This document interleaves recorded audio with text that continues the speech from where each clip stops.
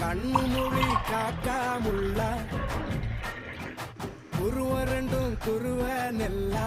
சூப்பரா இருக்கு. இன்னைக்கு இந்த பூசணிக்காய் வச்சுதான் நம்ம ஜூஸ் போட போறோம்.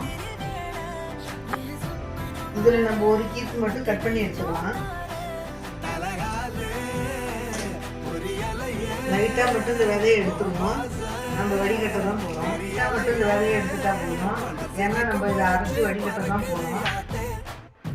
இந்த தோலை எடுத்துட்டு குட்டி குட்டி பீஸா நம்ம கட் பண்ணிப்போம். இதை நீங்க சின்ன சின்ன பீஸா கட் பண்ணி எடுத்துக்கலாம்.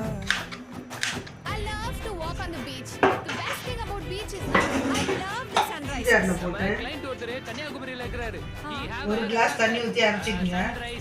அரைச்சிட்டு வடிகட்டிப்போம். தூள் பெப்பரு கொஞ்சமா தூள் உப்பு போடணும். பூசணிக்காய் ஜூஸ் ரெடி.